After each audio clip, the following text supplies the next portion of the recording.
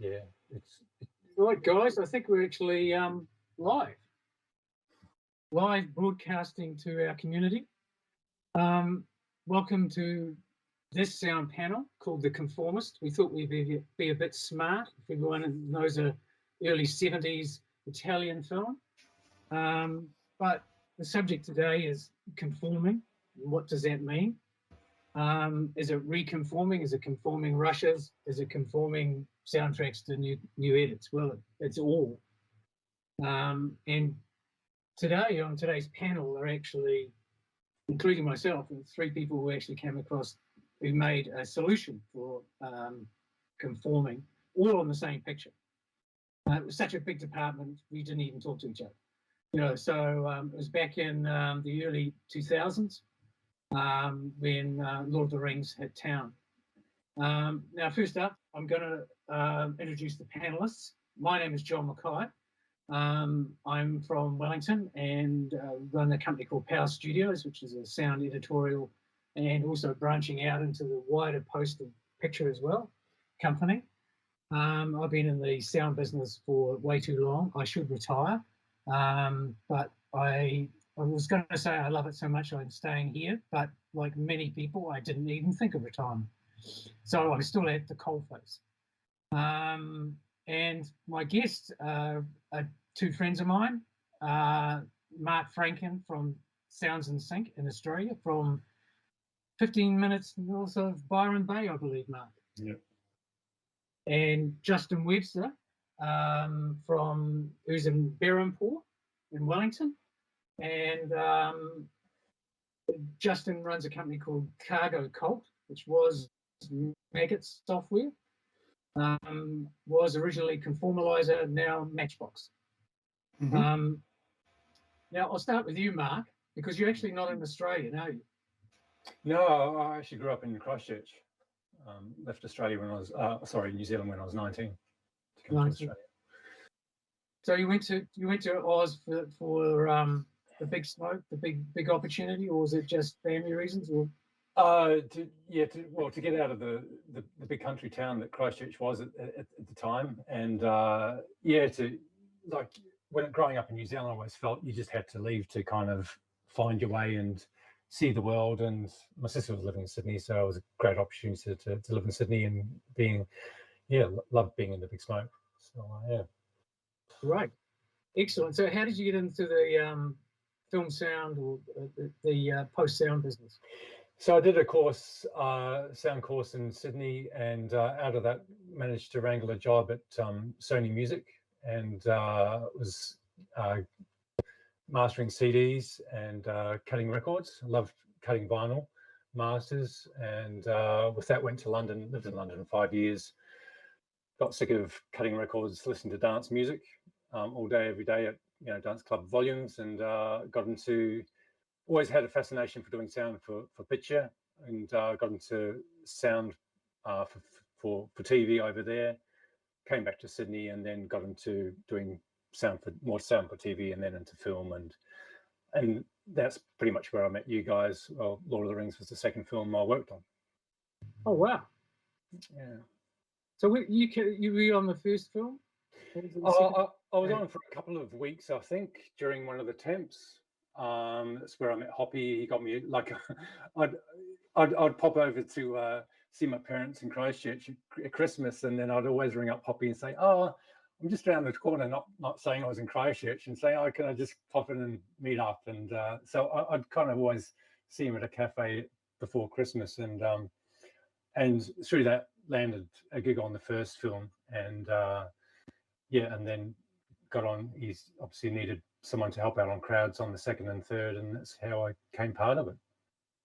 Yeah, it was quite an experience, I think, for all of us, and it was a real game changer for everyone. I'll throw to you, Justin, because I think that was your entry into the film sound business as well, wasn't it? Rings. Yeah, similar trajectory to Mark. I sort of messed around with music and recording here in New Zealand a little bit. Went to London. I went to Europe and did some touring as like a front of house sound guy, and then spent a couple of years in London working in music studios. Yeah, not the most fulfilling kind of music to be working with, like cheesy pop and ISDN sessions and that sort of thing. And then, came back to New Zealand once my visa had fully expired and then some, and sort of arrived at the end of that second Lord of the Rings film, the sort of extended cut, and kind of been sticking around in Wellington since then. Right. Because you came on as an assistant, I remember, and like Martin Kwok and all the old. Was Millsy was still there? I think he was. Yep. Mills. Of course, also on our committee for the guild is Polly McKinnon, who was on Rings from the States. So classic New Zealand. You actually, it's not 6 levels of whatever they say, but it's you always know someone who knows someone.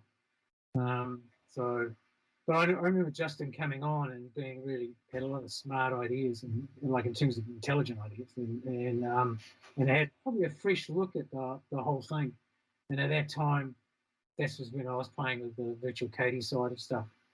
But anyway, great. Now let's really, Rings was really for me why Conforming came about. Because in the first year they handed over a change note which came out of the Abbott, and it was a manual process that you put your Pro Tool session into what's the mode? Feet and frames, and then you had to go into the destructive slide mode, which I've forgotten because I've been away from the tools for so long. And then you had to manually go through each step. And I remember always at about 20, I would suddenly do the wrong move and then screw it up and have to go back to the beginning. And it became an incredible frustration. And it's like a left brain activity when you've been in the right brain, as I always used to explain it. And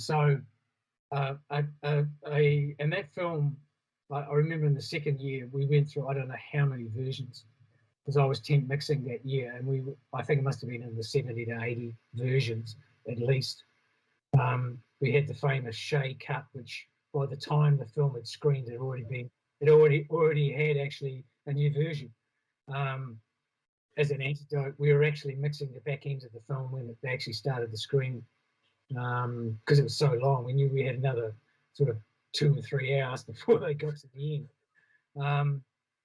So it was sort of like Hollywood came to town, that, and it was just for us in New Zealand industry, it was just like a complete game change. It was just a total eye opener. It was not about being efficient in time and whatever. It was just actually you had all the time in the world. You're going to have all the resources, so they could do whatever they like. But Conforming really was about trying to get us back into, actually doing the creative work, because the whole essence of what we do is about creativity. But I think what that did, and I won't rabbit on myself too long, but it was a philosophy change of how you made films, that actually truly filmmaking and post-production became non-linear. And so we were actually part of the whole process. We weren't an adjunct, we weren't an appendage, we were in the whole thing. And that has created, I think, the issues that we had, which actually have even got worse over the time, I think. Am I right or am I wrong?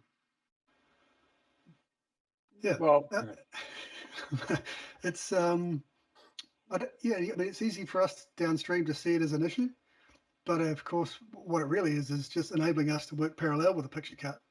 So I'm sure we would have worked parallel with the picture department much earlier if it had been possible, but it was a non-starter, right? To have somebody in the picture department counting frames and writing down by hand what the changes were, and then expecting sound to follow that, 3 times a week. It was never going to happen.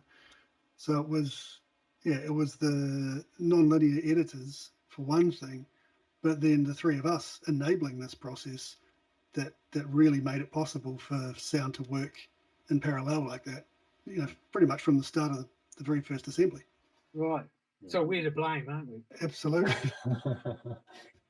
We've enabled discipline in some ways. Sorry?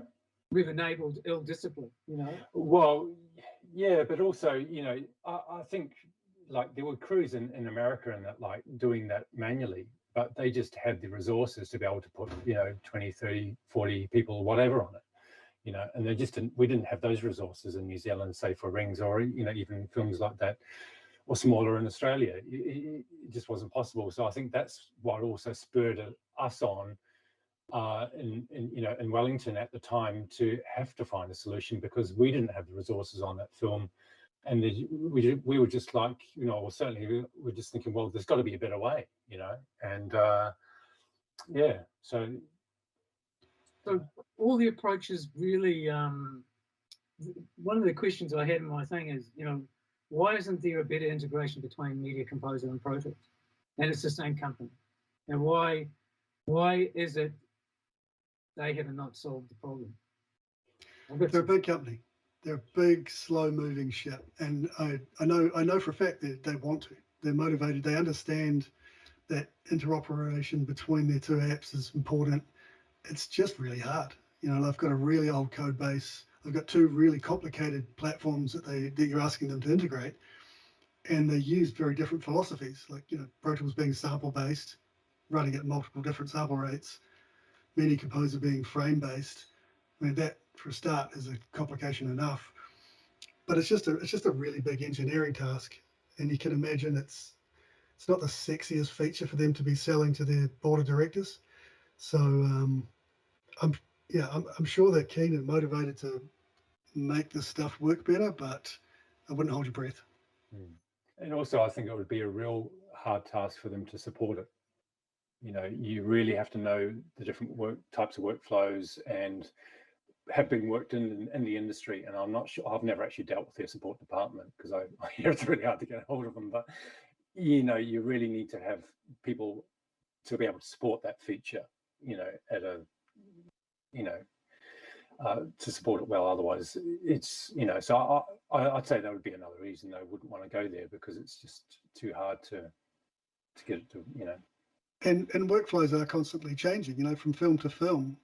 There can be some small change in the way visual effects are done, which completely blows your workflows out of the water, and now you've got to come up with a new way to do it. And they just don't have that flexibility to pivot that quickly. Whereas, you know, small third parties can fill that gap and very quickly come up with a solution. Correct. Like in some ways, you know, all software has a you know, a lifespan. You know, all tools have a lifespan, and I think you've raised a really valid point, Justin, in that the code base of both these legacy things they're carrying stuff because they don't know what will happen if they turn it off. You know, that's what OMF and AAFs always told me. You know, like they didn't really know how the OMF worked because that guy had left, and they weren't sure if they turned that off. So this is why it's quite a bloated, you know, download, because it's carrying a lot of legacy.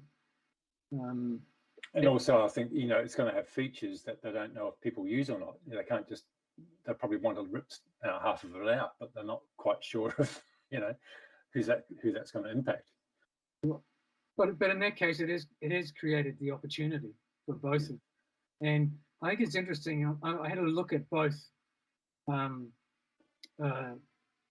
mainly Eddie Load and Matchbox, and I know you also do, Justin, you do amazing other stuff as well, and so do you, Mark. And I think between you, you're providing some of the best tools available for the sound post community. Like Slapper, we can't live without. You know, it's just an awesome delay. It's nothing in the visual way you've done everything is great there. And in the ADR, Mark, you really are the gold standard, you know, in terms of listing and all that, because no one's ever done. On Rings, I made a ADR lister thing that I've seen people still using. I'm going, what the hell? You know, can't you? It's not that, it's just a list. And they go, oh, I've got to have FileMaker Pro. And I go, man, FileMaker Pro, the slowest database in history, you know. And, you know, actually Visual Katie was all devised. The original model was on FileMaker Pro because that's all I knew. Unlike you guys who obviously had a certain development background, mine was just really a number 8 wire solution. Which sell. And I made the mistake. I'm probably going to tell you my mistake. My big mistake was actually going down a raising funding model, and getting capital. Because in the end, all they want to do is make money and flip the product. And as soon as I got money, all the development stopped. And so, I'm glad to see that you've kept hold of the baby, should I say? Because it's maybe, as I discovered, it's a pretty niche market, isn't it? I go around, you tend to you look at the credits in a film and go, oh, I've met that guy. I met those people, and this community is quite small. Is that your, that's my feeling. Yeah, absolutely. It is a really small market, and that's why you see prices for products like ours are often really quite high compared to like a small delay or a compressor for the music market. Those guys expect to pay $29 for a plugin, and there's just no way we can sell complicated niche products like these for those kind of numbers. And you're right, you see, you see the same names coming up again and again and again, and like you say, a lot of them are people you've seen at trade shows or whatever. It's a small market, but it's a motivated one. Yeah, and it's great once you kind of got to know quite a few of them, that they once you've got that relationship, at least you can release other products and whatever, and at least you've got some, you kind of think, oh, at first it's, when I started, it's just like, well, you don't know how big it is and where do you price your product at and that kind of thing. But at least it's kind of after time, and people see that you've been around there for a good 15 years at least, and you're still keeping your code up to date.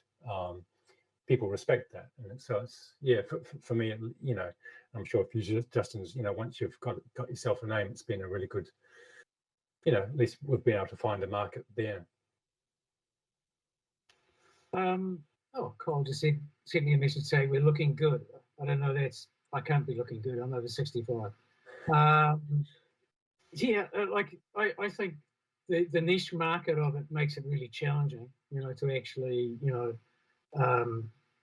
make a living out of it, So, are you guys still in the game? Are you still working? I know, Justin, you worked as a sound designer for the last while in Wellington, and Mark, you were still working, but maybe, is this your full-time gig? Oh, well, for me, it's, it is pretty much now. The last film I worked on, I was dialogue sipping on the first Peter Rabbit movie, and then got to the end of that film, and it's on something like that where it's certainly part animation, part live action. It was just a management job, really.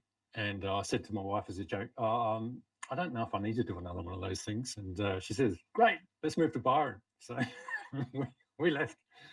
So, but it was good in that, I've been writing code enough and had enough clients that it was good for me to be able to like cut the cord on the sound post work and really focus. And it's enabled me to really enhance my apps since then.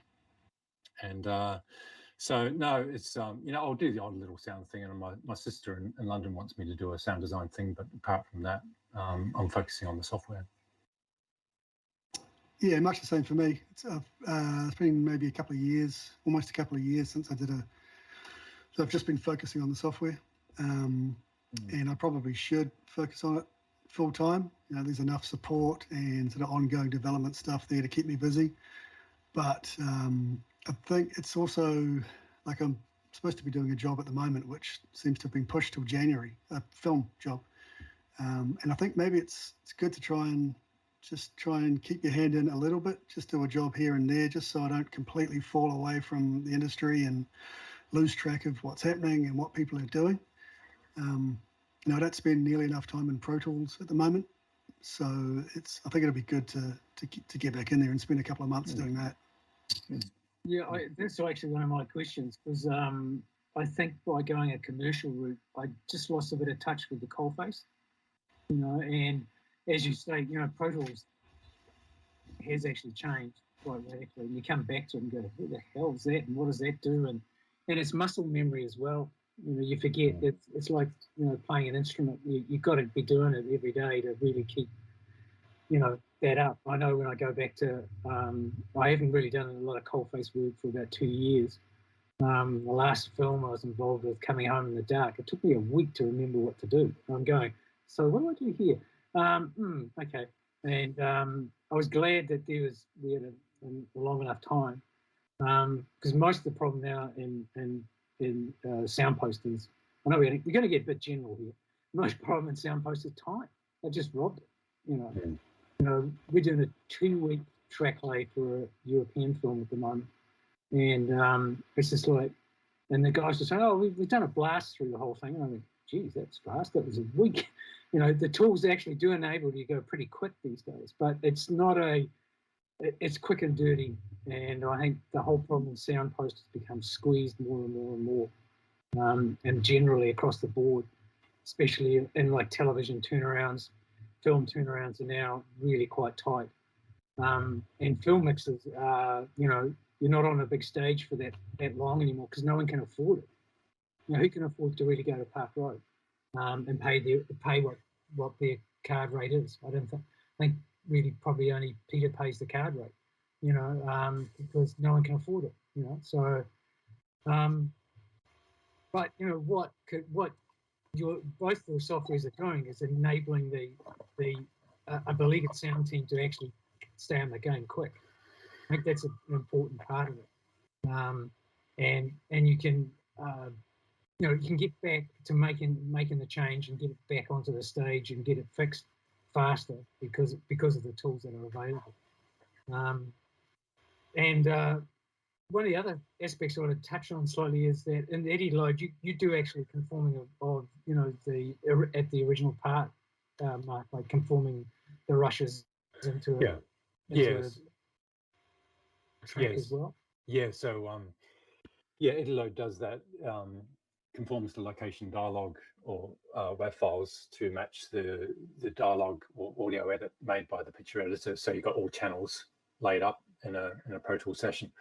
So in Eddie load we call that conforming, and then the recutting for picture changes reconforming, which originally came from a UK thing which I ran with, but it's probably not. Adds a bit more confusion than it needs to. And it does a few other bits and bobs as well, like create a track with clips named of the actual scene description of each scene, which is really helpful for mixers and ADR queuing and cutting backgrounds and that kind of thing. But yeah, it's kind of just how it's evolved. Plus in Eddie Q, you've got, you know, ADR listing and with Eddie prompt, the screen wipes and all that type of stuff as well. Yeah. And like in Spanner, Justin, you've got the overlay for, you know, panning and all that. So, you know, lots of really clever stuff that helps someone actually, you know, get through their work. Because one of the other things that we're very aware in our guild is that the assistant has disappeared. And so in many ways, you guys, the software has become the assistant. You know, as you mentioned earlier, Mark, there would be someone in a room manually conforming all this, but now we've got software. You know, there's good and bad things to this. And the bad thing is that how does someone learn? How does someone, you know, I learned as an assistant early on by watching someone. You know, even in picture, I started in picture. And just seeing how they did it and then asking them questions, you learn a hell of a lot. And I don't think we get enough of that these days. Even on the bigger pictures, assistants tend to be in their own room, you know, doing a conform or doing some manual tasks that the editors don't want to do. But the great thing, and I don't want to make it a Lord of the Rings reminiscence, but the great thing about the Lord of the Rings experience was that it was a group effort that we'd never ever done before. And it was quite a lot of fun, you know, mainly because it was really well led by Hoppy, and it was such a shame when he left us, because he really created a real great bond, and we never really worked together for 8 months with people, so it actually had a real spirit about it, which was one of the great benefits of that. And I think a lot of people miss that, because even in these pandemic days, we're all at home. You know, we're all in a room, and people are remote working. You know, we're remote working. Our two current projects here at POW are both remote work. I'm working with an old friend of mine in London on an Arabic film, and we're working on a Chinese film. So remote working, it means that you can work around the world, but it does lose part of the group where you learn so much more. The community. I don't know what your experience was, but I learned more from other people in that experience than it accelerated my growth massively.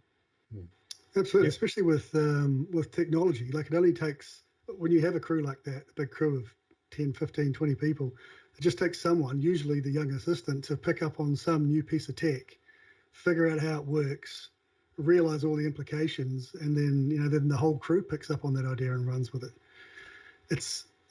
I find that's often where I'll get into a new market or a new studio or something, is through some young kid who just wants to try out Slapper, and then, you know, spreads it like a virus. Well, that's what you need. You know, like, yeah, I think the and also we've got a little silo away from picture editors. You know, Jason Canovas is one of my partners here at POW. You know, Justin and Mark, the legendary Jason, Jace the Ace, and he worked in New York a lot in a very communal setting at Sound One. And, you know, like in the daytime they do a studio picture, at night they do you know, short films and freebies, or they do a Jim Jarmusch film, you know. So there was a sense of community, you know, and we've tended to lose that a bit. I think COVID has completely blown it a bit in Wellington, for example. But you know, it's one of the joys of it actually was the biggest joy of Lord of the Rings, I think, was the group. And the group actually, like, we never got beaten. You know, we actually created a Roth Road back. You know, the whole work through the night thing and get it done and we're never going to fail type number just meant we exhausted ourselves. Yeah, but you know, it was a real commitment to quality and getting a high quality soundtrack out. Because in the first year, for example, I think they actually wanted to take it off us. We had to prove ourselves. I mean, it was a Khan 17-minute cut, and we passed that. And after that, it wasn't in question that we could do it.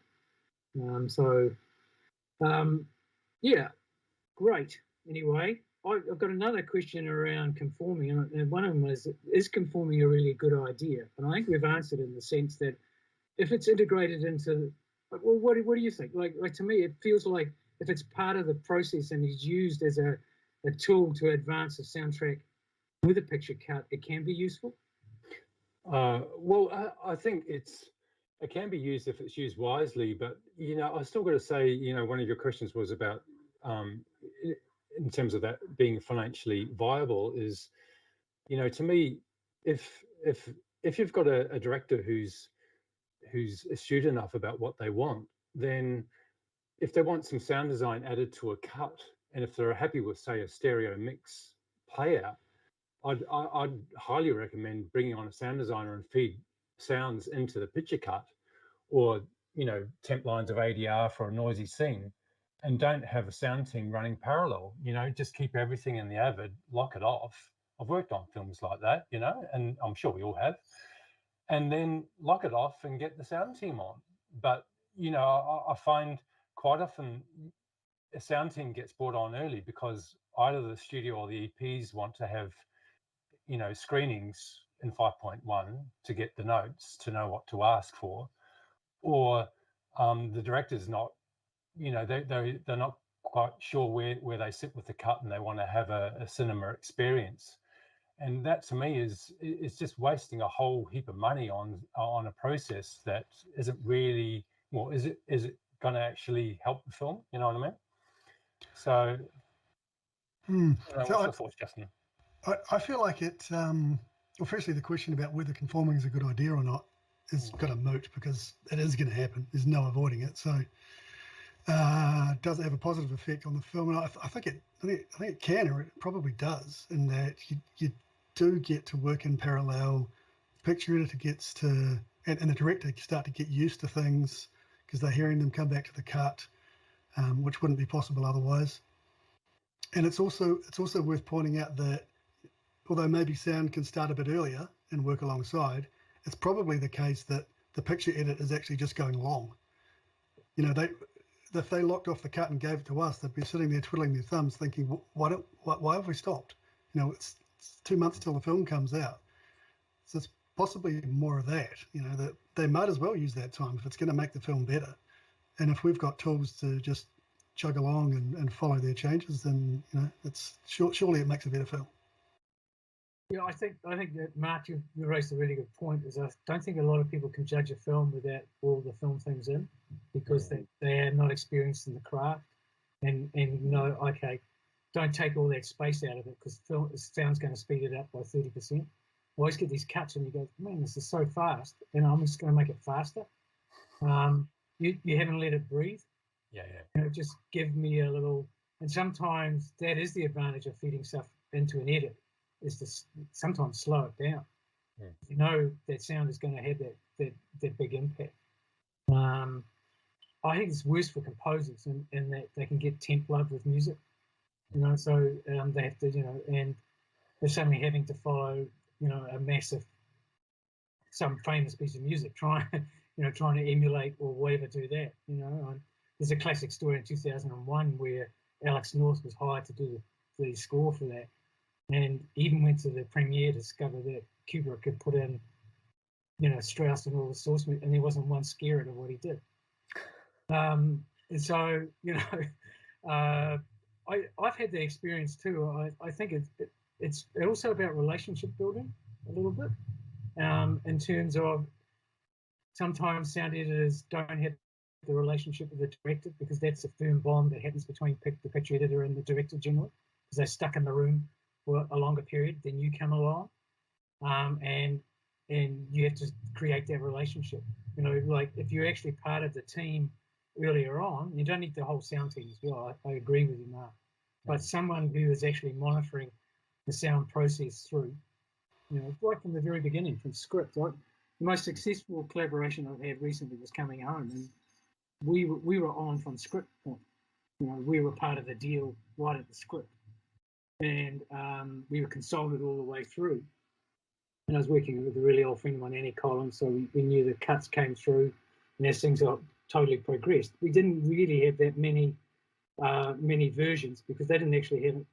Picture editors can't actually carry an assistant through, so they don't, on a low budget, it's harder for them to actually do versions, because they then have to bring someone in to do all the outputs, you know. And that brings us to, I think, another question, which is like getting the right output. Now, all three programs worked on EDLs from the beginning.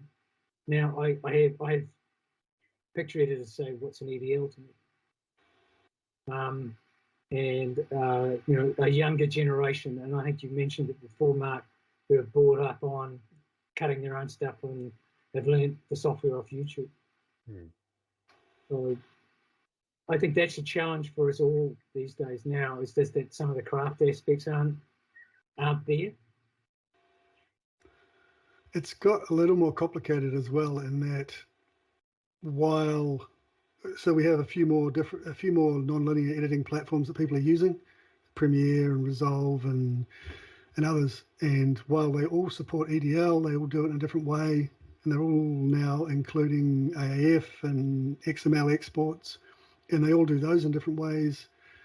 So I think the waters have sort of become muddied a little bit. There's not just one way to export the metadata for a cut. And so I know with Matchbox, there's certain versions of, you know, like the Premiere AAF isn't always going to work. It's a malformed AAF. It's often corrupt. Premiere often can't import its own AAFs. Pro Tools AAFs are kind of a mess. And so this probably does it's a bit of a turn off, I think, for younger editors with so many options and no one's quite sure which one's the best. And so we often end up in that situation where they just hand over the picture and, you know, that's it. You've got the film, pal. he figure out what's changed. Yeah, exactly. And I got the same with, conforming the rushes. It's like XMLs out of Premiere got fixed, found a bug in that, and from version 15 onwards, that's now sorted. But so when a sound assistant or more likely a sound editor is asking, well, what do I ask from the picture department? It's a loop. Well, I've got a document that I give them, but you got to find out what picture system they're running and what version, and then you can kind of give them more detailed. And then what's the process you want to do with it? So there's all lots of variables, and there's no one thing you can say, well, just give them that. And that's a nightmare for a developer, isn't it? Variables. Yeah, something that we tried really hard with on Matchbox was, although it's a very complicated program and probably has a learning curve, we've tried to offer a way to ingest anything, just whatever you've got. Might be just an audio guide, it could be an AEF in a picture, it could be any of it, all of it. And Matchbox gives you a way to just hit one button and just use whatever's available to try and come up with some version of a reconform. And yeah, I think that's been welcomed because it is often just a picture. Yeah, wow. Yeah, like I've seen that more and more. And as I was saying, the Chinese film we're doing, they just send us picture, so an EDL was the EDLs they sent were meaningless, so it was no other way. And in animation, the other problem in this is an animated film, is that there will be changes within a shot. It's saying it's the same, but they've actually reanimated something differently. And so picture comparison is awesome because you just pulls it out. But I think one of the issues is also this whole democratization of tools. Like in that it used to be that to make a film was expensive. You'd have to shoot film. I shot a couple of films, and you go, you don't want to press the button because it suddenly, especially pressing money, you go, there's a bit of money going down there and whatever. So you're actually really quite disciplined. But now, digital, we're ingesting we're doing proxies for a doco, and it's terabytes of stuff. Terabytes of it, just footage after footage, because it's easy to actually do. It's not precious. And film in itself had a discipline, which is sort of gone a little bit. But I think what your tools do is actually, are chaos managers, not change managers, chaos managers, and enabling people to actually get a way to keep themselves in step. And change management is really what a building goes through change management. There's a change management platform. Okay, we've made this change to the design. It's going to have this effect here. So we need change management in film post, shall we say, or screen post. And so I think that's where the immense value in what you're doing is there. And getting people back creating, because they've squashed the time on us. Sooner you're back in there, fixing it all and getting through, away you go for another, get it up to date. It's worth remembering as well that we traditionally were the main department downstream of picture editorial who would suffer picture changes and have to do a lot of work to keep up. But we do now have quite a few like visual effects departments, often 3 or 4 vendors on a film. The color grading department might be somewhere else in the world on a different platform. And so it's not just sound having this problem. It's not just sound that are dealing with the same set of changes.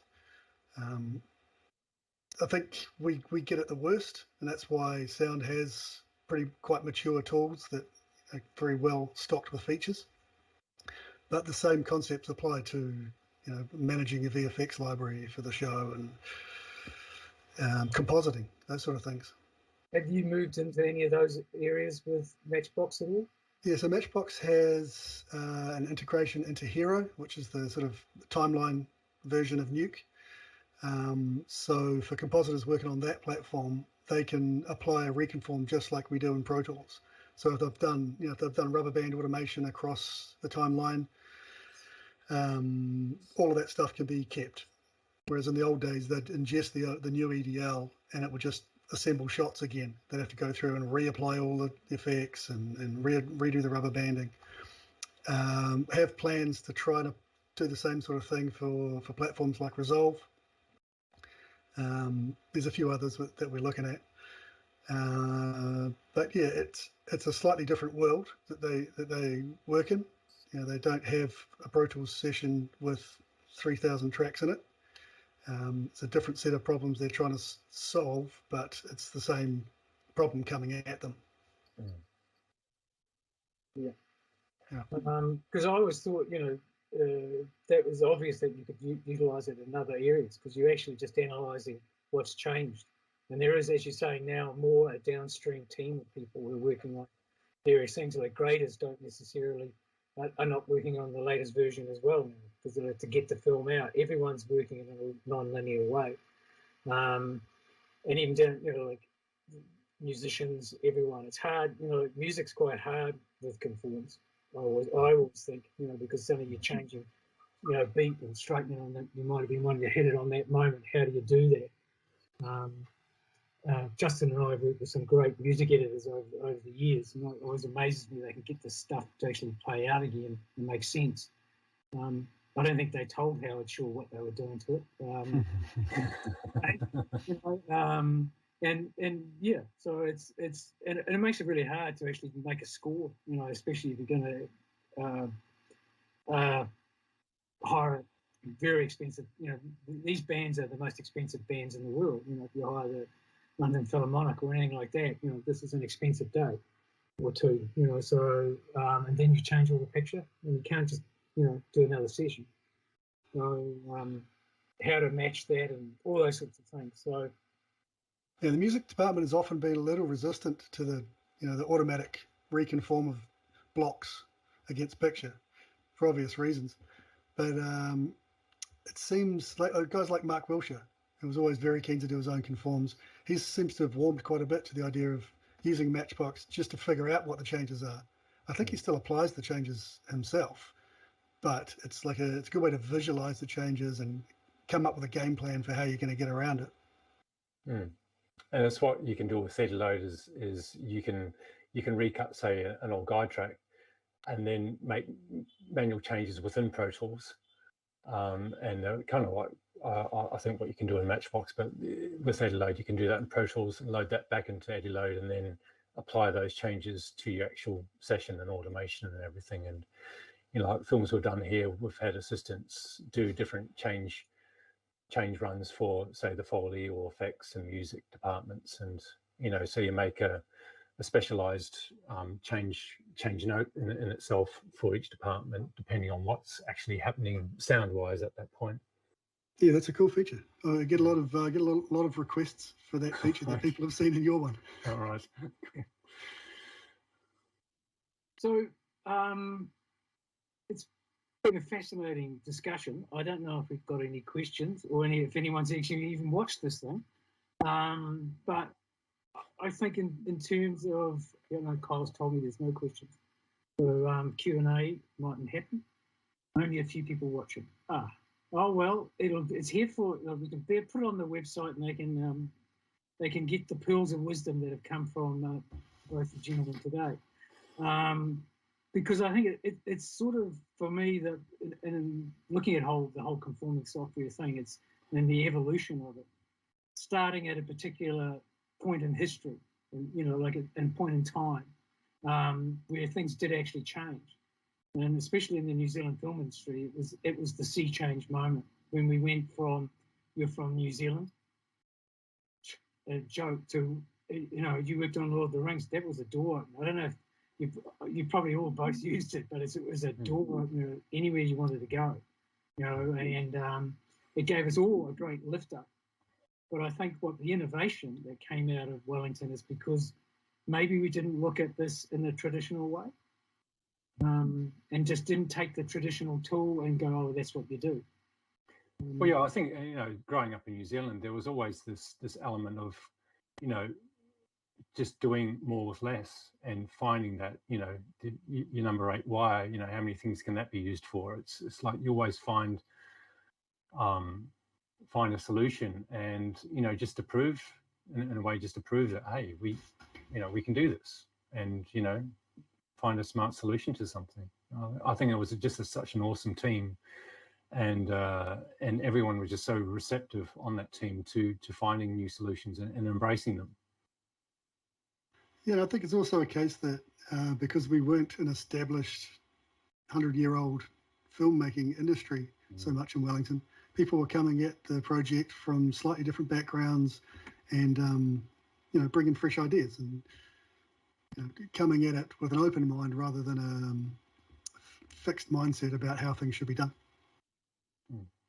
Well, especially I saw that in you, Justin, when you came and looked at it, because I've been in the industry since '74.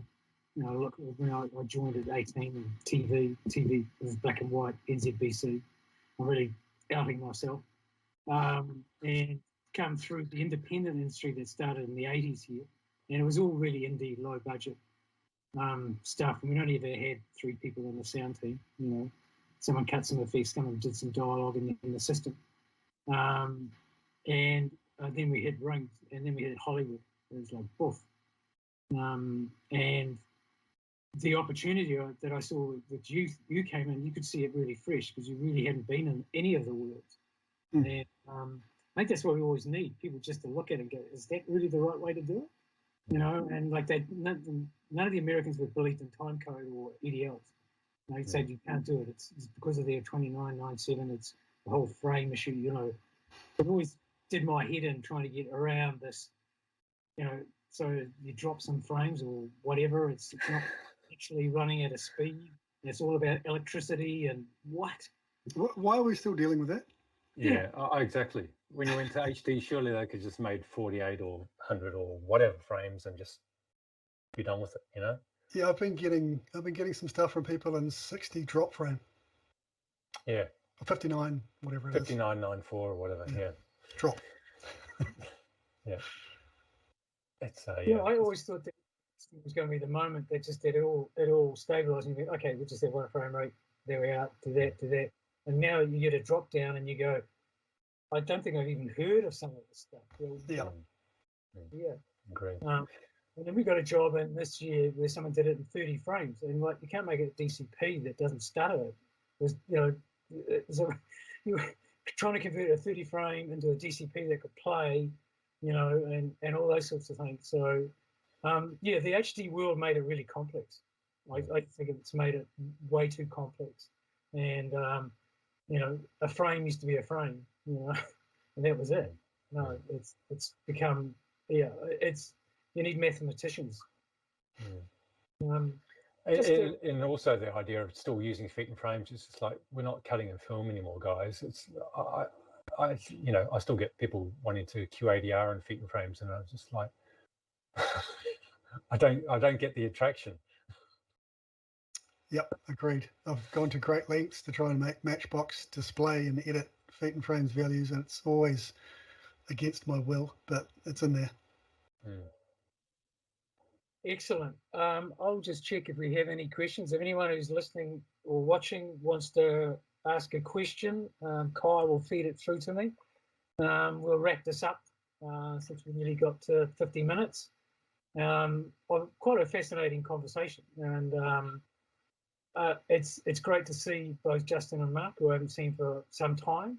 I've been considered competitors and anti each other, but in the end, one matures, one gets older, one gets, obviously not forgiving, one gets wise. It's, you know, it's too long to hold any grudge of any form. No. I wish you both well, and I've seen what you've done with the idea, and I'm in awe of what has come out. And I think you both serve slightly different markets, and I think you're complementary in a way, compete in some certain areas, but you know, you've carved a niche in both and survived, which I know is incredibly hard to do in software. Because software has its cycle, and keeping one question I really want to ask is why are we still screen scraping? You know, like, why can't we integrate this thing with Pro Tools? Sorry, what was the question, John? I missed the end of it. Well, why are we still screen scraping? Why are we just, you know, why are we not? Why is there not a firm integration? I did an integration with Steinberg for Nuendo. They had an SDK, and you could do the whole thing in 10 seconds. Mm-hmm. Yeah. Well, because it hasn't happened yet. I don't doubt that the people at Avid are understanding of the situation and motivated to make it better. It's just not that easy for them. They're just not as flexible and nimble as we are. Well, does that beg a question that, you know, they're going to be replaced? That are nimble, like, you know, as a Resolve or a, yeah, maybe one day. I don't think that's happening anytime soon. Mm. They become, it's like sprocket holes. It took a long time for that to go. Mm.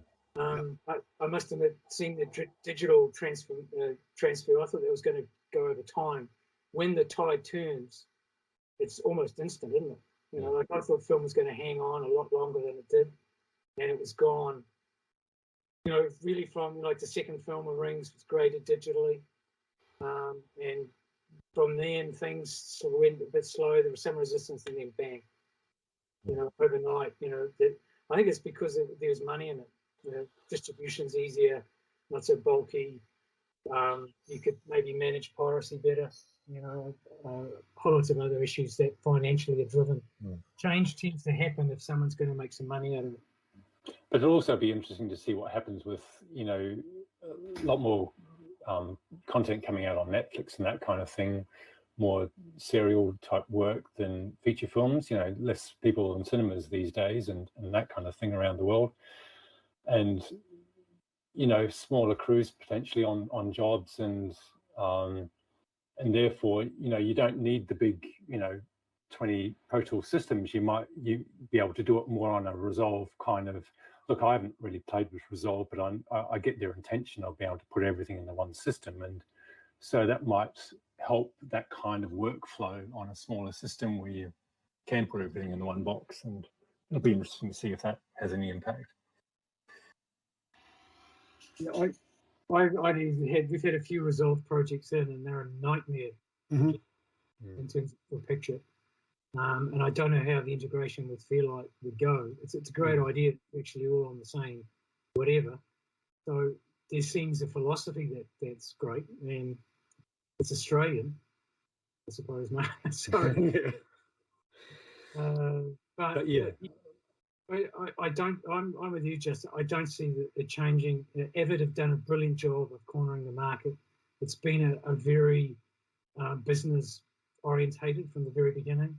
You know, way back when they bought DigiDesign, maybe that wasn't the best way to actually integrate that. Their own audio vision, I think it was that called, which was actually superior. But DigiDesign was a cash cow. So, you know, in the end, commerce probably is one, and giving you guys all an opportunity to make some money, because you're fulfilling that need, you know, that niche tool need. Maybe Avid goes, well, it's the market is there. The third-party developers can carry that because we make our money out there. And supporting the third party enables them to have this wide suite of things that the platform can do. So yeah, that's what originally, you know, set them in stone was having this wide array of stuff coming for free as far as they're concerned. All these plugins just appearing that do wonderful things and make their platform better. That's sort of where their reputation was built. So, you know, I think they're not resting on their laurels. You know, the Pro Tools is steadily improving. There are tons of things about it that you can complain about, and there are things that their competitors have which you wish Pro Tools had. But it is steadily improving. You know, we have folder tracks now, and there's a regular update cycle, which is helping. Well, this year was the first year that I actually praised Pro Tools, the hybrid engine.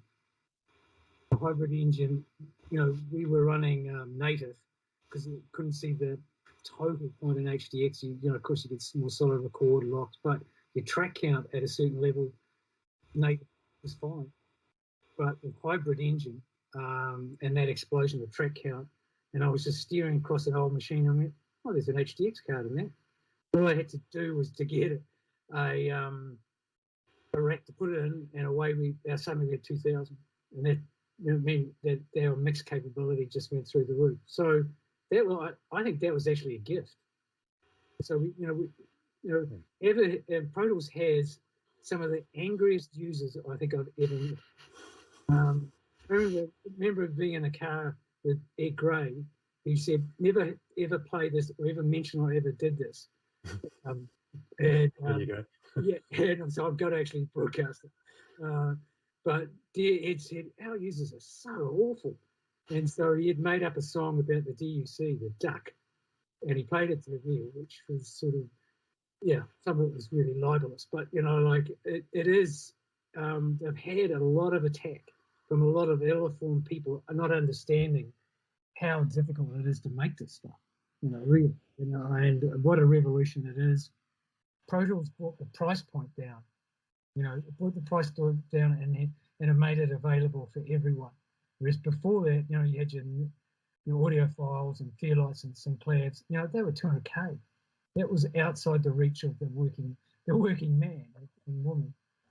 So Pro Tools actually democratized the tool and made that available. So, and led to its explosion and led to its dominance in the market, I believe. So,